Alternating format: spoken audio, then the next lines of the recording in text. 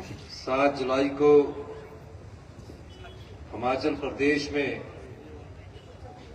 जब कुल्लू में बाढ़ आई, उस समय मैं सुंदर ठाकुर जी के साथ फोन पर संपर्क कर रहा था। फिर मैंने मनाली में भुवनेश्वर गौड़ जी से बात की। 8 और 9 को तबाही का वो मंजर कुल्लू जिला ने देखा जो इतिहास में आपने पहली बार देखा। ऐसी त्रासदी 50 वर्षों में हमारे जीवन काल में पहली बार देखी गई। मैं अपने विधानसभा क्षेत्र नदौन से सीधा कुल्लू आया। कुल्लू आने पर मैंने अधिकारियों की बैठक ली और खुद जो भी कार्यभार था उसको अपने हाथ में लेकर सभी मंत्रियों को दिशा निर्देश दिए। हमारे लोक निर्माण मंत्री विक्रमादित्य जी भी यहाँ आए। हमारे आईपीएस मिनिस्टर माननीय मुकेश अग्निहोत्री जी भी आए और माननीय श्री जगत सिंह नेगी जी ने सबसे पहले मंडी और हमारे कुल्लू जिला का दौरा किया। अब आपदा आन पड़ी थी और कुल्लू जिला में ना तो पानी आ रहा था, ना बिजली आ रही थी, ना मोबाइल की कनेक्टिविटी थी और ना सड़कें टूटी हुई थी। और 75,000 के करीब पर्यटक कुल्लू के विभिन्न क्षेत्रों में मनाली में फंसे हुए थे। 15,000 के करीब पर्यटकों की गाड़ियां कुल्लू जिला में फंसी हुई थी। जब सड़कें नहीं, पानी नहीं, मोबाइल डेड हो चुके थे, बिजली नहीं होने के कारण पूरे दिल्ली से हमें फोन आ रहे थे कि आप हमारे बच्चे घूमने गए, उनके बारे में जानकारी दीजिए। कोई भी ऐसा विधायक नहीं होगा जिसके पास फोन ना आए होंगे। हमने दिन रात प्रयास किया, एक टेम्परेरी रोड बनाया। सबसे पहले हमने अपनी उस संस्कृति का परिचय दिया, अतिथि देवो भव संस्कृति का परिचय दिया और सबसे पहले हमने 75,000 पर्यटकों को और 15,000 गाड़ियों को कुल्लू जिला से बाहर निकाला। बाहर केवल निकाला ही नहीं, जो भी हमारे अधिकारी थे, चाहे आशुतोष गर्ग जी थे, चाहे साक्षी जी थे, रात भर ड्यूटी हमने उनकी लगाई। मैं खुद उस कार्य का निरीक्षण कर रहा था और कहा कि जहां से जो कुछ भी खाने को मिलता है वो उन पर्यटकों को उपलब्ध करवाया जाए।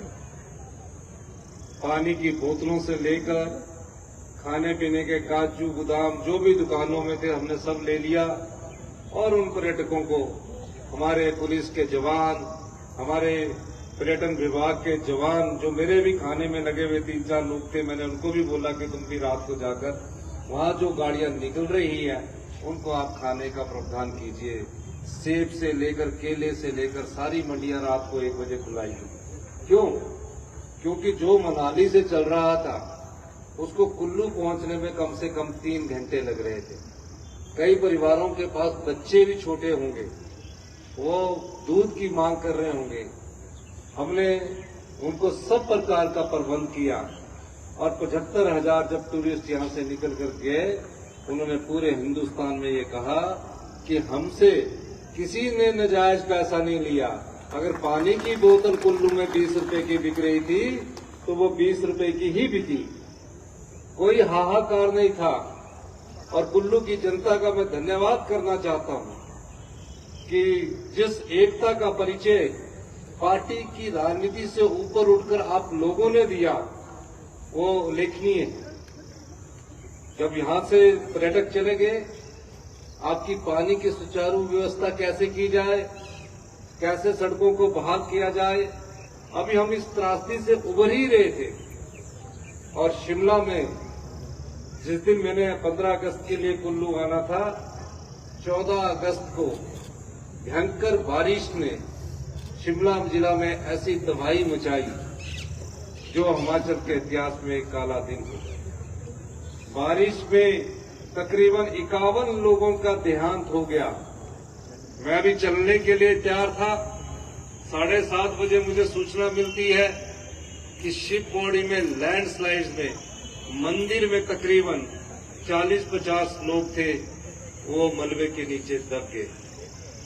हमने अपने कार्यक्रम को स्थगित किया और कहा, देश के आजादी का ये जो पर्व है, इसको हिमाचल सरकार मनाएगी जरूर, लेकिन कोई सांस्कृतिक कार्यक्रम नहीं होगा। और हमने ना सांस्कृतिक कार्यक्रम किया और हम उन लोगों को निकालने में पूरा प्रशासन एकजुटता से लग गया। जो सरकार कर सकती थी वो हम करने के लिए तत्पर थे। उसके बाद पता चलता है कि सरका घाट में बहुत बड़ा नुकसान हो गया। फतेहपुर इंदौरा में डैम का पानी छोड़ दिया गया। 50,000 क्यूसिक मीटर छोड़ना था, 1.5 लाख क्यूसिक मीटर छोड़ दिया गया। और कांगड़ा क्षेत्र के इंदौरा, सरका घाट में सारे क्षेत्र हमारे जलमग्न हो गए। जयसिंहपुर में इस बारिश ने ऐसी तबाही मचाई, सुला में ऐसी तबाही मचाई कि जो पहाड़ थे वो बैठ गए। ये जो अभी आपको वृत्त चित्र दिखा रहे थे, इसमें पूरे हिमाचल का ये हाल आपको इसलिए दिखा रहे थे कि त्रासदी इस बार जो आई है वो केवल कुल्लू में नहीं आई, प्रदेश के सभी जिलों में एक सम्मान है। और सवाल पैदा होता था कि इस त्रासदी से कैसे उबरा जाए। और एक बहुत बड़ी समस्या हमारे सामने आन पड़ी। चंद्रताल में 295 के करीब पर्यटक फंस गए। हमने एयरफोर्स का हेलीकॉप्टर को किया। जब पहली सोटी लाकर वो बंजार में 7 जो पैसेंजर थे उनको उतारा, मैंने पायलट से बात की। पायलट साहब ने कहा कि हम चंद्रताल में कोई हेलीपैड नहीं है, हम इसमें अपनी इनेबिलिटी शो करते हैं। मैंने कहा, आप एयरफोर्स के पायलट हैं? कहते हमको अपनी जान का खतरा नहीं है, हम जान पर भी खेलकर उनको ला सकते हैं, लेकिन जब हम लाएंगे और कोई दुर्घटनाग्रस्त हो गया तो बहुत बड़ा नुकसान होगा। अगले दिन सुबह ब्रेकफास्ट में मुझे जगत सिंह नेगी जी और मनाली का दौरा करके संजय अवस्थी जी मिले। मैंने इनके सामने अपनी समस्या रखी। मैं खुद तनाव में था। मैंने कहा, नेगी जी, हिमाचल के लोग नहीं हैं, 295 पर्यटक देश के विभिन्न जिलों से आए हैं। अगर ये घटना कहीं घटित हो जाए तो कुल्लू में टूरिज्म पर भी प्रभाव पड़ेगा, पूरे हिमाचल प्रदेश के टूरिज्म पर भी प्रभाव पड़ेगा। जगत नेगी जी ने तुरंत प्रभाव से कहा, हम ये पता कर रहे थे कि रास्ता खुला नहीं खुला, कि मैं वहां जाने के लिए तैयार हूं। संजय बस्ती जी ने कहा, मैं भी जाने को तैयार हूं। गौड़ और सुंदर ठाकुर जी ने भी कहा, हम भी जाने को तैयार हैं। मैंने कहा, नहीं, आप लोग अपने क्षेत्रों में रहिए। जब ये इन लोगों को मैं छोड़ने गया, -4 डिग्री टेम्परेचर था और मन में विपदा ये थी कि अगर ये आज रात नहीं पहुंचे तो कोई भी बड़ी घटना हो सकती है। एक सैटेलाइट फोन था जगत नेगी जी के पास। रात के 2 बजे मेरी इनसे बात होती है। इन्होंने कहा कि हम पहुंच गए हैं। मैंने कहा, रात को ही चल पड़ो। कहते नहीं, हम सुबह आएंगे, इनको सबको सकुशल लेकर आएंगे। और -4 डिग्री टेम्परेचर में जहां बर्फ 4 से 6 फुट पड़ी हो, जेसीबी में बैठकर हमारे सरकार के 2 मंत्री जगत सिंह नेगी जी और संजय अवस्थी जी जाते हैं। इससे बड़ा उदाहरण पूरे देश में और कहीं नहीं मिलता। 295 पर्यटकों को लॉसर में पहुंचाया गया और उन्हें सकुशल घर पहुंचाया गया। ये सरकार की कर्तव्य निष्ठा और त्याग और बलिदान की भावना नजर आती है। आपदा से कैसे लड़ा जाए? बैठकों का दौर शुरू हुआ। दकियानूसी कानून थे। अगर किसी का मकान में पार्शली डैमेज हो जाता था, अगर एक दीवार गिर जाती थी, आप देखिए सिर्फ 5500 रुपया मिलता था और पूरा क्षतिग्रस्त होने पर 1,30,000 रुपया मिलता था। मैंने अधिकारियों की बैठक की, मैं और राजस्व मंत्री ने बार बार मैं अधिकारियों की बैठक की और कहा कि इनको कानूनों को बदलना पड़ेगा। हम आम लोगों की सरकार है, गरीब आदमी के परिवार की सरकार है, हमें इन्हें राहत देनी चाहिए। और बार बार बिटके करने के बाद हमने एक नीतिगत फैसला किया। आज भी केंद्र सरकार का जो रिलीफ मैनुअल है उसको उठाकर देख लीजिए और इस आपदा से पहले का भी रिलीफ मैनुअल उठाकर देख लीजिए। हमने 20 गुना बढ़ोतरी की और ये कहा कि जो भी परिवार इस आपदा में प्रभावित है उसको पूरा मुआवजा ना दे सके, लेकिन अपने संसाधनों से इतना तो कर सके कि वो अपना घर बना सके। 16,000 घर, जिसमें से 3500 घर पूरी तरह क्षतिग्रस्त हो गए, 13,000 घर पूरी तरह डैमेज हो गए। कुछ नहीं बचा उनके पास। जो उनके घर में पलंग होता है, सामान होता है, कुछ नहीं बचा। हमने उसको भी बढ़ा दिया। पहले बिलोंगिंग का जो सामान होता है, घर में बर्तन होते हैं, गैस का चूल्हा होता है, हमने कहा इसको भी हम बढ़ाकर 50,000 रुपये कर दीजिए। और आज मैं उस आम आदमी के राहत वितरण कार्यक्रम में आया हूं और मुझे दिल में बहुत खुशी हो रही है कि कुल्लू से मैंने आपदा की लड़ाई शुरू की थी, आज राहत कार्य के द्वारा आपके बीच में आया हूं। सवाल ये पैदा होता है कि इस समय राजनीति का मौका नहीं है। विधानसभा सेशन बुलाते रहे जब आपदा थी, बार बार भारतीय जनता पार्टी के नेता जयराम ठाकुर जी को बोलते रहे कि विधानसभा सेशन बुलाइए। आप बताइए, क्या विधानसभा सेशन बुलाना उचित था, जहां हजारों लोग हमारे पुलिसकर्मी आम लोगों को बचाने के लिए लगे हुए थे, प्रशासनिक अधिकारी आम लोगों के दुख बांटने में लगे हुए थे। भारतीय जनता पार्टी उस समय राजनीति कर रही थी, कह रही थी विधानसभा सेशन बुलाइए और हम उस पर चर्चा करना चाहते। अगर विधानसभा सेशन बुला लिया जाता तो ये जो सरकारी पुलिस के कर्मचारी है, ये तो सब हमारी सुरक्षा में ही लग जाते, क्योंकि विधानसभा सेशन बनाने के समय 1000 पुलिस कर्मचारी सुरक्षा व्यवस्था में लग जाते हैं और जितने भी अधिकारी है वो जो प्रश्न हमारे विधायक पूछते हैं उनका जवाब बनाने में लग जाते हैं। हमने कहा समय आने दीजिए, हम बुलाएंगे। और जब समय आया, हम थोड़े अपने पैरों पर खड़े हुए, हमने विधानसभा सेशन बुलाया। पहले ही दिन बैठक हुई, हमने कहा कि इस त्रासदी को जो हमारे जीवन काल में पहली बार आई है और इतिहास की हिमाचल प्रदेश के इतिहास में ऐसी त्रासदी आई है, इस त्रासदी पर चर्चा की जाए। भारतीय जनता पार्टी के लोगों ने भी कहा कि हम इस त्रासदी पर चर्चा करेंगे। प्रस्ताव पर हमने कहा कि इसे राष्ट्रीय आपदा घोषित किया जाए और स्पेशल पैकेज के रूप में जो प्रधानमंत्री जी ने गुजरात को दिया, जो प्रधानमंत्री जी ने उत्तराखंड को दिया, जो प्रधानमंत्री जी ने भुज में दिया, उस प्रकार का स्पेशल रिलीफ पैकेज हमारे लिए घोषित करने के लिए इस प्रस्ताव पर चर्चा की जाए।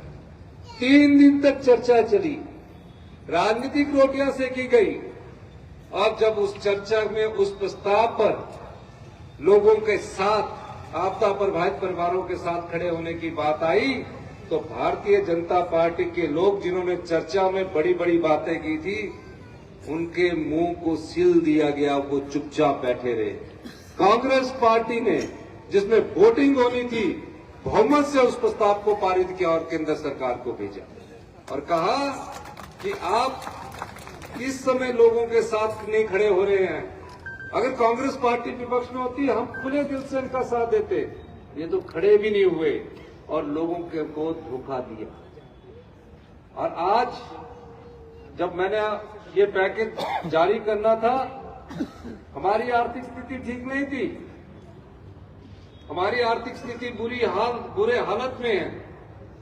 75,000 करोड़ का जिस प्रदेश पर कर्ज पिछली भारतीय जनता पार्टी की सरकार छोड़कर गई, 10,000 करोड़ की देनदारियां जब 6th पे कमीशन सरकारी कर्मचारियों पर लागू किया, पेंशन भोगी कर्मचारियों के 6th पे कमीशन का एरियर हम पर छोड़कर गई हो, उसके बाद ये आपदा आई हो और आपदा प्रभावित परिवारों को अगर हम समय पर राहत ना देंगे तो वो राहत नहीं रह जाती। हमने फिर भी दृढ़ संकल्प से यह निश्चय किया, कुछ हो जाए पाई पाई जोड़कर हिमाचल प्रदेश में चाहे कितना भी धनवान व्यक्ति हो, 1 या 2 घर बना सकता है और अपने घर को बड़े प्यार से बनाता है। गरीब आदमी थोड़ा समय लेता है। पाई पाई जोड़कर जिस इस आपदा में जो 13,000 घर नष्ट हुए हैं आंशिक रूप से और जो 3,500 घर पूरी तरह से नष्ट हुए हैं, जिनके खेत में सिल्ट आ गई है, उन सबको हम राहत पैकेज देंगे। और हमने वो राहत पैकेज 1 लाख से बढ़ाकर 7 लाख कर दिया गया, 5,000 से बढ़ाकर 1 लाख कर दिया गया और जो 3,000 रुपया बीघा सिल्ट का पड़ता था उसको बढ़ाकर 10,000 रुपया प्रति बीघा कर दिया गया। चंद्रताल जाते हुए मैंने स्पीति में देखा, भेड़ बकरियां बैठी हुई थी, ठंड में सुबड़ रही थी, वो कोई भी जीवित नहीं रही। मैंने सोचा जिन गडरियों ने, बेचारों ने, जिन गद्दी भाइयों ने हमारा ये पाल रखा था, इनको भी राहत देनी चाहिए। और हमने एक बकरी का मूल्य 6,500 रुपये फिक्स किया। जितनी भी भेड़ बकरियां मरी होगी उसके 6,500 रुपये प्रति बकरी के हिसाब से, प्रति इसके हिसाब से हम देंगे। अगर किसी की गाय मर गई उसको हम 55,000 रुपया देंगे, पूरे गाय का मूल्य देंगे। ऐसा क्यों किया हमने? मैं जानता हूं किस प्रकार एक आम आदमी, गरीब आदमी अपना घर जोड़कर बनाता है। हमने कहा हम उसका घर बसाएंगे। यही नहीं, जिसका कच्चा मकान पूरी तरह बह गया है, तो मेरे पास अधिकारियों ने कहा कि कच्चे मकान वाले को 7 लाख देना उचित नहीं है।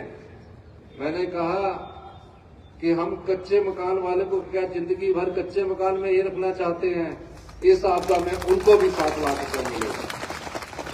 हमने उनको भी 7 लाख रुपया दिया और आज उसका पहला आम आदमी ये पुनर्वास योजना का हम शुरुआत करने जा रहे हैं। तो ये सरकार की कर्तव्यनिष्ठा। 3 महीने के अंदर हमने अपने कुल्लू को रिस्टोर भी कर दिया और राहत भी बांटने की शुरुआत कर दी। 7 जुलाई से लेकर आज 21 अक्टूबर में 3 महीने के अंदर बागवानों का सेब सब्जी मंडियों तक पहुंचाया गया। सड़कें टूट चुकी थी, पूरा शिमला डिस्ट्रिक्ट सड़कों की लिंक रोड से तबाह हो चुका था, कुल्लू डिस्ट्रिक्ट तबाह हो चुका था। हमने सेब पहुंचाया। कुछ को जरूर कष्ट हुआ होगा, लेकिन हमने मंडियों तक उनका सेब पहुंचाया और आज राहत पैकेज 3 महीने के अंदर आप लोगों को मिल रहा है। इसीलिए मैंने कहा है कि हम सत्ता में, कई बार मैं कहता हूं और आज यहां कहता हूं कि हम सत्ता में सत्ता सुख के लिए नहीं आए हैं, हम व्यवस्था परिवर्तन के लिए आए। यही व्यवस्था है। जहां राहत 1 साल तक नहीं मिलती थी, जहां रिस्टोरेशन बिजली एक हफ्ते तक नहीं आती थी, एक पुल गिर जाता था, हमने 48 घंटे में सड़कों को रिस्टोर किया, पीने की पानी की सुविधा दी, मोबाइल के कनेक्शन के लिए बिजली उपलब्ध करवाई। यही सरकार की व्यवस्था परिवर्तन है। बार बार कहा जाता है कि केंद्र से कितने पैसे मिले। मैं आज भी आपको कहना चाहता हूं इस मंच के माध्यम से, जिस दिन केंद्र से हमें स्पेशल रिलीफ पैकेज के रूप में पैसे मिलेंगे, मैं खुद व्यक्तिगत तौर से उनका धन्यवाद करने जाऊंगा। जयराम ठाकुर जी इस आपदा में भी लोगों को ठगने का काम कर रहे हैं। ये ठगना बंद कीजिए। आज जागरूक जनता है, मोबाइल के द्वारा सब कुछ मिल जाता है। कहां पैकेज मिला हमें? तीसरी केंद्रीय टीम आ गई है। तीसरी केंद्रीय 12,000 करोड़ रुपए का हमने वहां केंद्र सरकार के नियमों के अनुसार, किन नियमों के अनुसार, जिसमें 1,30,000 पक्के घर का पूरी तरह क्षति होने पर मिलता है, हमने क्लेम भेजा है। जहां 1.25 लाख रुपया किलोमीटर सड़क को ठीक करने का भेजा, उसके आधार पर हमने 12,000 करोड़ रुपए का क्लेम भेजा है। अब तो हम बोल रहे कि स्पेशल रिलीफ पैकेज आपने नहीं देना, राष्ट्रीय आपदा आपने नहीं घोषित करनी, लेकिन जो क्लेम हमारा अधिकार है वो तो आप जल्दी दे दीजिए। 3 बार केंद्रीय टीम आ गई है, हमें उसकी आप जल्दी देंगे, हम और स्पीड से काम करेंगे। अब हमसे रिलीफ पैकेज की बात करें, वो हमें मिलता नजर नहीं आ रहा। राष्ट्रीय आपदा घोषित करने की बात करें, वो हमें दिखती नजर नहीं आ रही। तो जो हमारा क्लेम है, हम अपना क्लेम मिलेंगे, जो मिलना ही है, आज नहीं मिलेगा। डिले करके राजनीतिक रोटियां अगर इन्होंने सेकनी है, तो फिर भी अगर ये राजनीतिक रोटियां इस आपदा के समय ऐसी राजनीतिक रोटियां सेकेंगे तो ऊपर भगवान है, इन्हें कभी माफ नहीं करेगा। गरीब आदमी की आम आदमी की आवाज को अगर दबाने की कोशिश करेंगे तो आने वाले समय में जनता इनको अपने आप अपने वोट के द्वारा रास्ता दिखाएगी। इसलिए आज मैं आपके साथ एक बात और कहना चाहता हूं।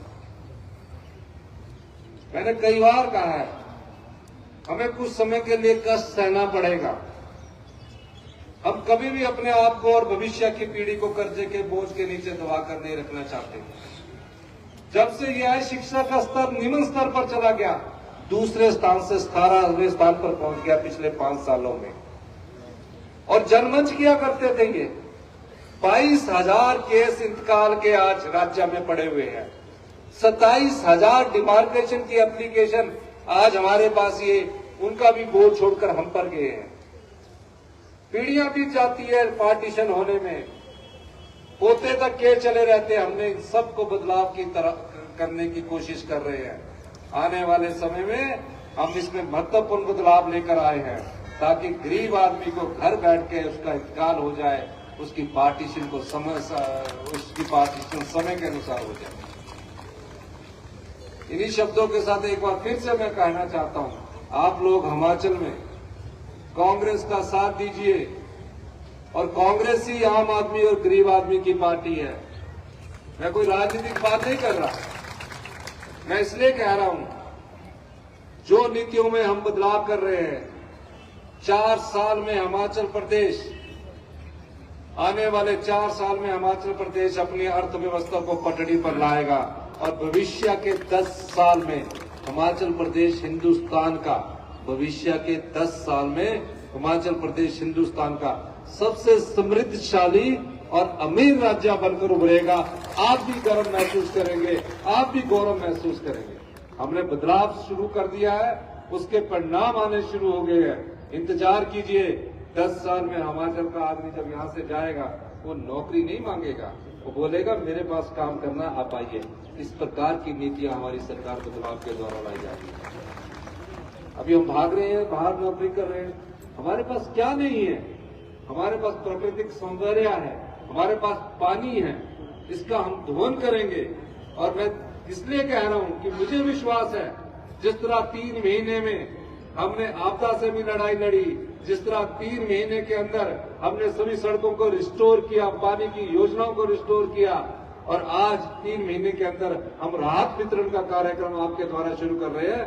ये सरकार की दृढ़ता, सरकार की कर्तव्यनिष्ठा, सरकार की लगनशीलता को दिखाता है कि आने वाले 10 साल में हम नीतियों के द्वारा हिमाचल प्रदेश को सबसे अमीर और समृद्धशाली राज्य बनाएंगे। यही मैं आपके साथ कहना चाहता हूं। अंत में ये जो कार्यक्रम है, इसमें सरकार का कोई पैसा नहीं लग रहा है। ये टेंट में, ये सोफों में, या खाने में, या बसों के द्वारा लाने में, इसमें सरकार का हमने उनकी तरह टेंट नहीं लगाए हैं कि 1-1 करोड़ के टेंट लगा दिए सरकारी खर्चे। ये आम जनता ने और कुछ स्पॉन्सर किया है, कुछ हमारी बड़ी कंपनियों ने, कि हम भी इस आपदा में जो इस पर खर्चा आएगा बसों में लाने के लिए, टेंट लगाने में, खाना खाने के लिए, चाहे वो SJVNL है, NTPC है, और आम लोग हैं, कई होटल वाले हैं जिन्होंने कहा कि हम देंगे। तो यही हमारा सेना को और गौरवशाली करता है कि किस प्रकार से लोग इसमें दान दे रहे हैं। एक और बात मैं अंत में कहना चाहता हूं कि प्यारे बच्चों का मैं धन्यवाद करना चाहता हूं, युवा साथियों का मैं धन्यवाद करना चाहता हूं, सरकारी कर्मचारी पेंशन भोगियों का मैं धन्यवाद करना चाहता हूं, और सभी उसमें प्रेस के बंधु भी है कि जो हमने आपदा राहत कोष बनाया था, उसमें ऐतिहासिक 75 सालों में इतना दान इकट्ठा हुआ। छोटे छोटे बच्चे गुल्लक के साथ लाकर हमारे साथ खड़े होकर दान कर रहे हैं। अब छोटा बच्चा तो 5 साल में मेरे को लगता है कि अपने गुल्लक में 5 रुपया, 10 रुपया, 500 रुपया किसी मामे के पास चला गया, चाचे के पास चला गया, तो जो 500 रुपया डालता है वो भी डाल के रख देता है कि मैं अपने साथ इकट्ठा रखूंगा, कभी तोड़ूंगा तो गिनूंगा। वो भी बच्चों ने दान किया। यही भावना ने हमको और मजबूत किया है कि 230 करोड़ रुपया अभी तक हमारे आपदा राहत कोष में आ चुका है। तो ये भावना हिमाचल की संस्कृति को दर्शाती है, हिमाचल के लोगों की उस संवेदनशीलता को दर्शाती है, जिसमें कोई टीचर आके 25,000, कोई रिटायर्ड आके, रिटायर 80-90 साल के बुजुर्ग रिटायर आके सब दान कर रहे हैं, बढ़ चढ़ कर दान कर रहे हैं। तो ये इस चीज को दर्शाता है कि आपदा में कोई हमारी मदद ना करे, लेकिन हिमाचल के लोग एकजुटता से आपदा राहत कोष में दान कर रहे हैं। इन्हीं शब्दों के साथ मैं एक बार फिर से सबका धन्यवाद करना चाहता हूं और इस आशा के साथ कि आप लोग एकजुटता का जो परिचय आपने आपदा में दिया, आज 3 महीने बाद कुल्लू अपने पैरों पर खड़ा हुआ है। मैं सुंदर ठाकुर जी का भी विशेष रूप से धन्यवाद करना चाहता हूं कि इस बार इन्होंने मुझसे काफी चिट्ठियां लिखवाई कि इंटरनेशनल करना है, बाहर की टीमें लानी है। बाहर की टीमें तकरीबन 12-15 देशों की टीमें इसमें आई है। 15 देशों की टीमें जब यहाँ आ रही है, ऐसी सोच थोड़ी थी कि 15 देश यहाँ आके कभी कुल्लू दशहरे में अपना संस्कार सांस्कृतिक कार्यक्रम को रखेंगे। तो ये एक नई सोच के साथ आज देखिए, मैं जब कुल्लू में एंटर कर रहा था तो सुंदर जी बता रहे थे कि बहुत अच्छी कनोपी लगाई है। भुवनेश गौड़ जी बता रहे थे कि कुल्लू का इस बार दशहरा जो है ऐतिहासिक होने जा रहा है। इसके लिए मैं अपने दोनों साथियों को, खासकर सुंदर ठाकुर जी को, जिन्होंने इतनी चिट्ठियां लिखा कर तो बार बार मुझे अनुरोध किया, और भुवनेश गौड़ जी का भी मैं धन्यवाद करना चाहता हूं कि पहली बार आपको अंतर्राष्ट्रीय देश 15 बाहर के देशों की सांस्कृतिक झलकियां इस अंतर्राष्ट्रीय दशहरे में देखने को मिलेगी। और इसमें अभी एक ऑस्ट्रेलियन एम्बेसडर जी को भी हमने न्योता दिया है, उनका कंफर्मेशन आएगा तो वो भी इस दशहरे में आएंगे। इन्हीं शब्दों के साथ मैं एक बार फिर से जो भी कुल्लू के आपदा प्रभावित परिवार है, जिनके घर उजड़ गए, हम उन घरों को बसाने की पूरी कोशिश करेंगे। जिनके घर आंशिक रूप से टूट गए, उनके लिए भी हम अच्छा योगदान देने की कोशिश करेंगे। जिनके पशु चले गए, उनको भी हम अच्छा योगदान देने की हम कोशिश कर रहे हैं। हमारे संसाधन सीमित है, लेकिन हमारा दिल बड़ा है। हम सब लोगों के लिए हमारी सरकार एकजुटता से आपके साथ कंधे से कंधा मिलाकर खड़ी है। इन्हीं शब्दों के साथ आपका बहुत बहुत धन्यवाद। जय हिंद, जय भारत।